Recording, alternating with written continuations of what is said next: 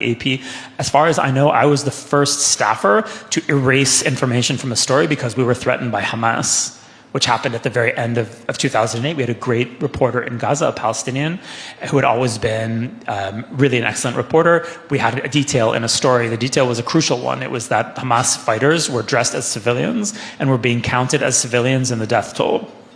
An important thing to know, that went out in an AP story. The reporter called me a few hours later. It was clear that someone had spoken to him.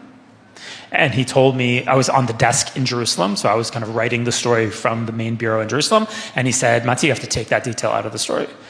And it was clear that someone had threatened him. I took the detail out of the story. I suggested to our editors that we note in an editor's note that we were now complying with Hamas censorship. I was overruled. And from that point in time, the AP, like all of its sister organizations, collaborates with Hamas censorship in Gaza. What does that mean? You'll see a lot of dead civilians and you won't see dead militants. You won't have a clear idea of what the Hamas military strategy is. And this is the kicker, the center of the coverage will be a number, a casualty number that is provided to the press by something called the Gaza Health Ministry, which is Hamas. And we've been doing that since 2008. And it's a way of basically settling the story before you get into any other information. Because when you put, when you say 50 Palestinians were killed and 1 Israeli on a given day, it doesn't matter what else you say.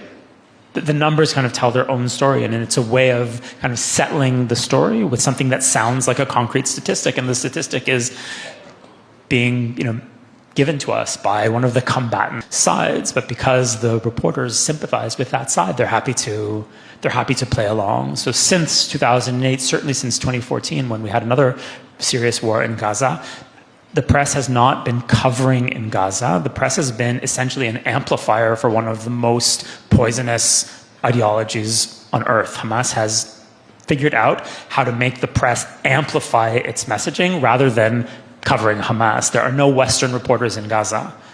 All of the reporters in Gaza are Palestinians, and those people fall into 3 categories. Some of them identify with Hamas. Some of them are intimidated by Hamas and won't cross Hamas, which makes a lot of sense. I wouldn't want to cross Hamas either. And the 3rd category is people who actually belong to Hamas. That's where the information from Gaza is coming from. And if you're credulous, then of course you're going to get a story that makes Israel look pretty bad.